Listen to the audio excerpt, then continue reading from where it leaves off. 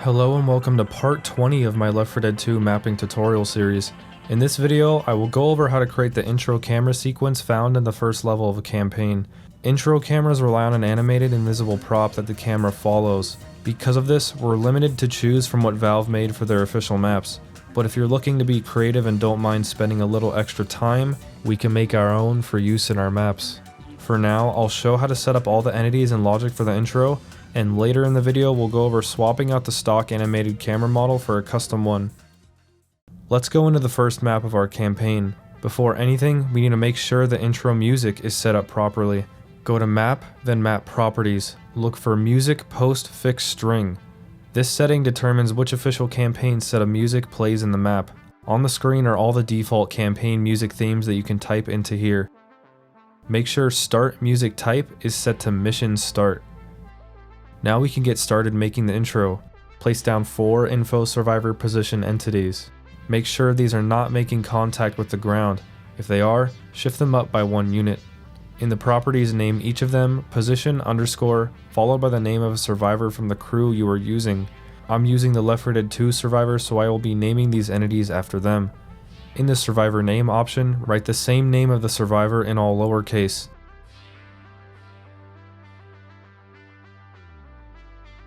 Next, let's place a prop dynamic entity. Open the properties and name it intro _ camera.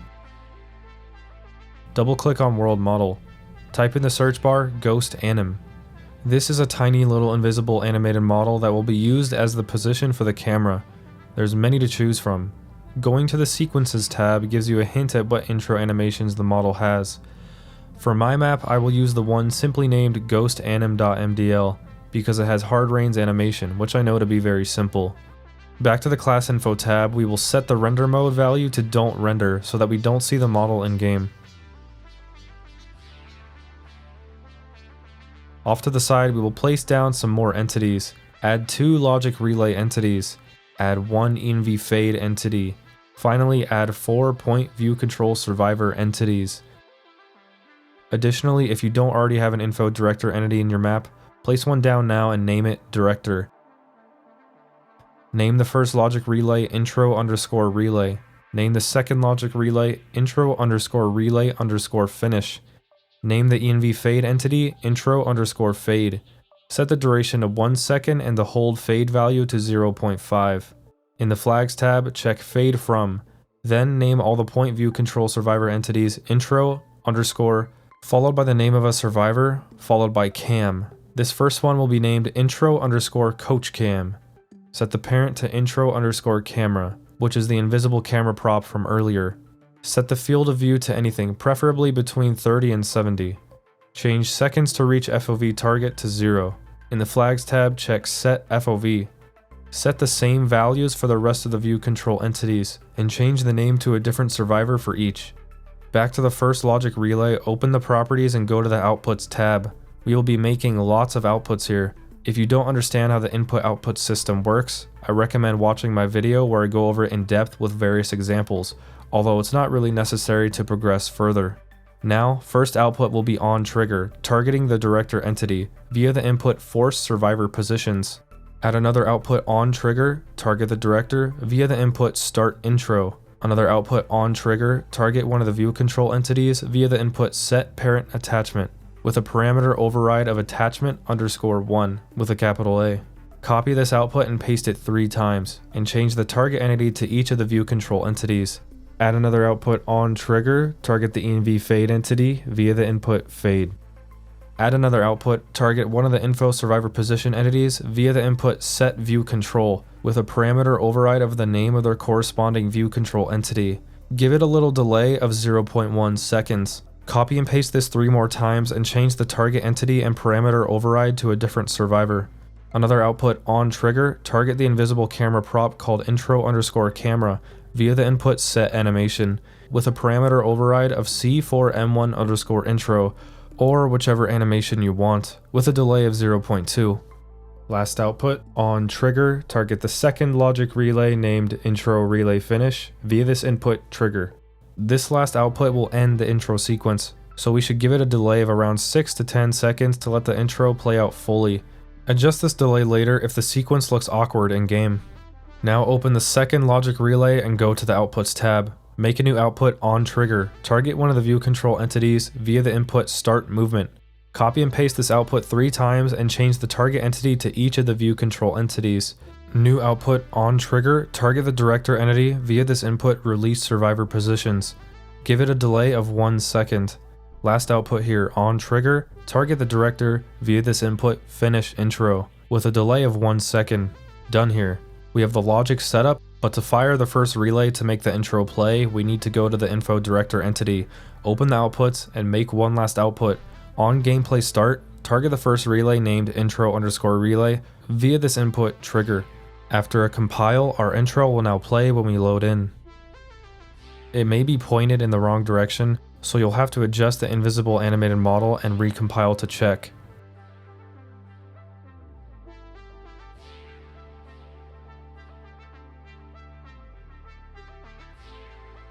That looks better.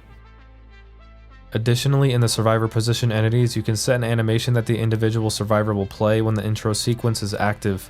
To see what animations they have, place down a prop dynamic and look for the survivor model in the model browser. In the Sequences tab, look for the animations that are named CXM1_intro, and remember the name for the one you like. Type the name of the animation in the survivor intro sequence line.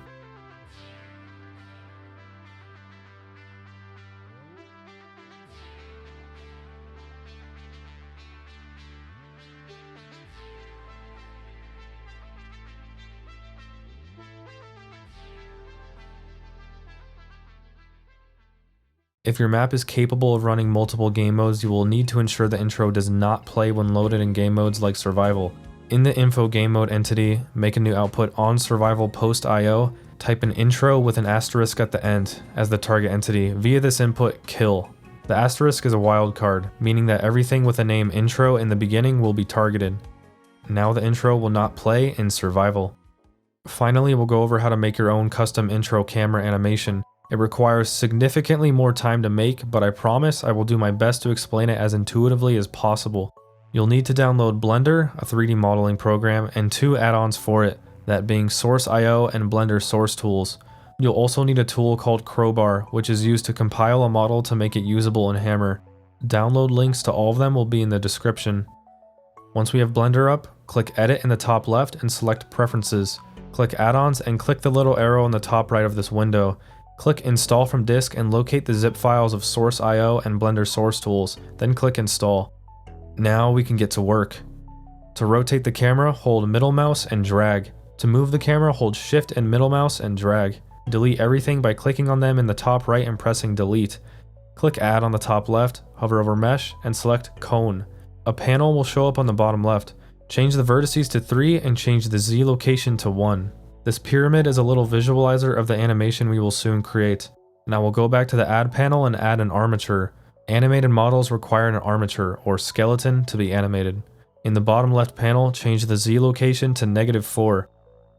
Select the armature. Click Object Mode on the top left and select Edit Mode. Click the bottom bone and press Shift+D to duplicate it. Right-click, and then in the panel on the bottom left, change the Z value to 6. Next, select the bottom bone by clicking directly on it. Look on the right side for a bone icon and click it. Name this bone Root. Select the top bone and name it Camera Bone. Open the Relations drop-down menu and set the parent of this bone to the root bone. Return to Object Mode and make a camera object. Set the Z location to 2. Set the X rotation to 180 and the others to 0. With the camera selected, hold Shift and select the armature. Then go into Pose Mode on the top left. Select the top bone and press Ctrl+P, then click Bone to parent the camera to the camera bone. Go back to Object Mode and select the pyramid, then Shift select the armature. Hit Ctrl+P and select Automatic Weights. The model is now ready to be animated. To check if everything is working right, go into Pose Mode. Pose Mode is the mode used to animate an armature. Select the top bone and press G to move it around. The camera and pyramid should follow the top bone. Right-click or undo to return it to the original position. Before we go any further, we have to name the model. In Object Mode, select the pyramid and give it a name that makes sense. Then select the armature and give it the same name but put _skeleton at the end of it. Save your progress with Ctrl+S. Now, we have to import our map into Blender so we can get an accurate idea of how to animate this camera. Firstly, we should make a separate map that consists only of the starting area. I'll just copy the important things here and paste special them into a new map file. Now allegedly you can also import the models in your map into Blender, but I've never had any luck with that, so I simply make low poly brush based renditions of the models. I'm thinking I want the camera to start on this side of the helicopter and fly around over the tail of it to face the survivors on the other side. So it's important I make the brushes fit the proportions of the model. I'll also make some brushes to represent where the survivors are standing. Lastly, make a 32 unit sized cube somewhere in the intro area. The middle of this cube is where the model of the intro camera will be placed. Delete all the entities in your map, leaving only brushes, and place an info player start down, and seal up the map in a giant hollow skybox textured box. Then compile. Back in Blender, click File on the top left, hover over Import, hover over Source Engine Assets, and click Source Map. On the right side of this window, set World Scale to 1. Now go to wherever your map file is stored on your computer and import it. The map is now imported. If you can't see it, press N to open up a panel on the right side of the viewport. Click View and change the N value to something large like 60,000. The map will be inside this giant box. Zoom out.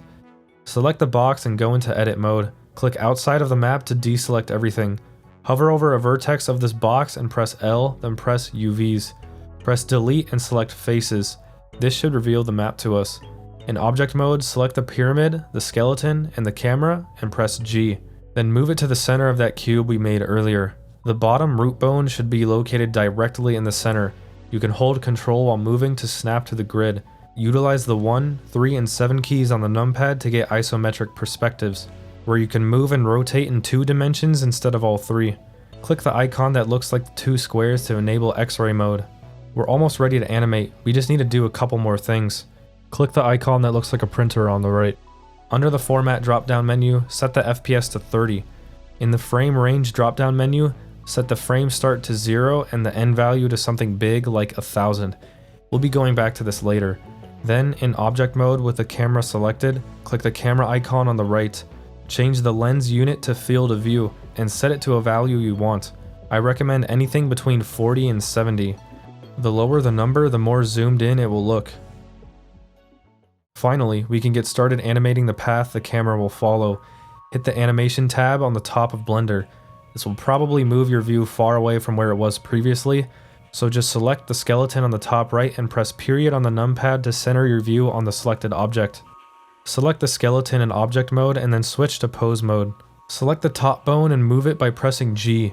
Move it to where you want the animation to start, and press enter or click to finish. Then rotate the camera by pressing R. Double tap R to rotate it in all 3 dimensions. With the camera we parented earlier, we are able to look in its perspective, which will give us an accurate view of how it will look in game. Press 0 on the numpad to toggle the view of the camera's perspective. This looks like a good spot to start. Hover your mouse cursor over the 3D viewport and press I to make a new keyframe. A keyframe is a start and end point of a movement in an animation.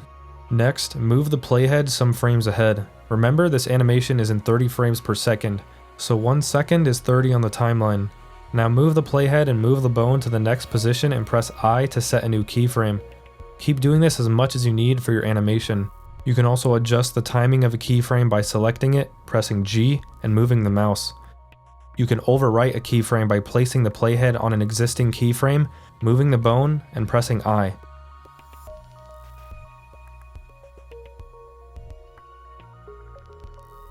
You can gain more control over your animation by selecting this icon here and selecting Graph Editor. Here, you can move the curves of the animation to adjust the smoothness and interpolation between keyframes. When you're done animating, return to the menu with the icon that looks like a printer again. Change the end frame to a few seconds after your animation ends. My animation stops at 230 frames, or roughly 7.5 seconds, so I will type 300 for 10 seconds. Click the icon that looks like a cone and a circle. Look for the Source Engine Export drop-down menu and open it up. Select SMD as the export format. Target up access should be Z. Click the folder icon next to Export Path and make a folder somewhere on your computer that will house the model files. Click Export. Since you are likely in pose mode, it will export the animation first, indicated by the icon that looks like 2 keyframes. Go into object mode and select the pyramid and hit export. This will export the pyramid shape, indicated by the triangle icon. Then open up the export folder. There's an SMD file here named whatever you named the pyramid object. There should also be a folder named anims with another SMD inside here. Let's name this SMD intro. Go back to the previous folder, copy this SMD and place it in the anims folder. Name it idle. This will be used as an idle animation for whenever the model isn't animating. Back in the previous folder, make a new folder called com, short for compile. This will be used soon. Now make a new text document. Give it the same name as your object's SMD file with the extension .qc.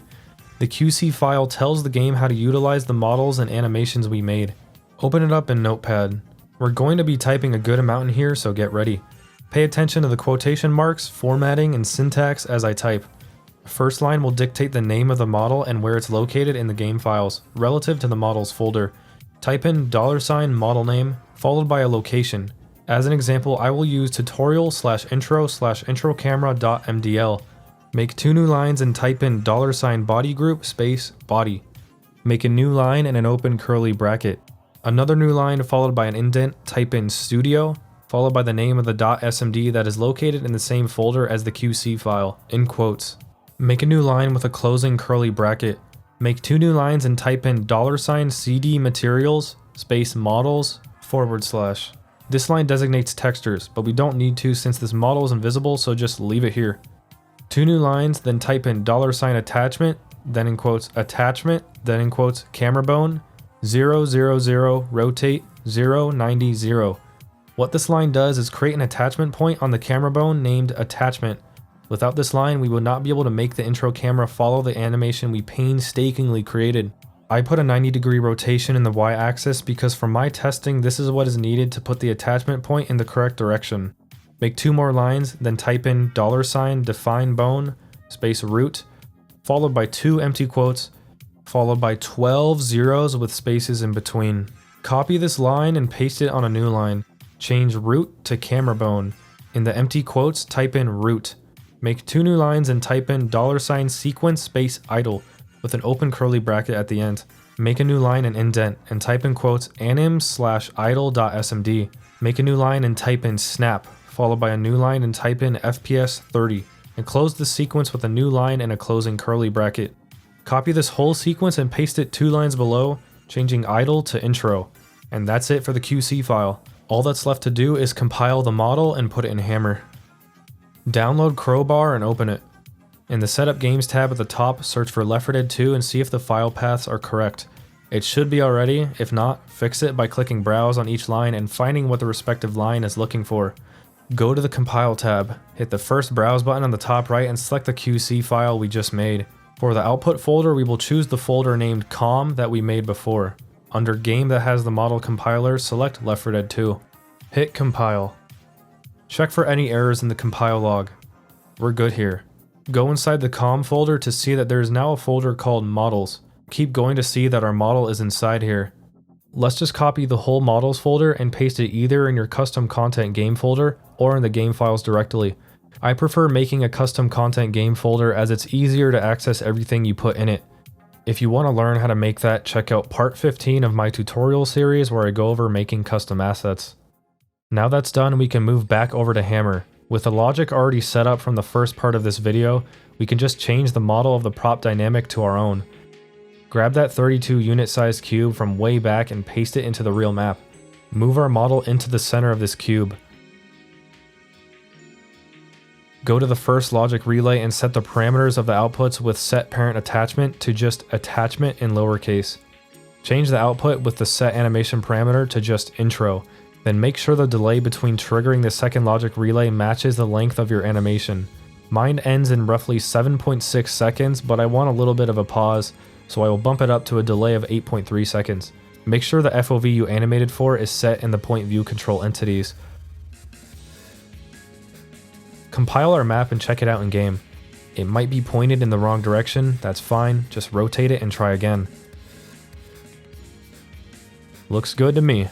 This concludes part 20 of my Left 4 Dead 2 mapping tutorial series. Next video will be creating survivor dialogue. Thank you for watching.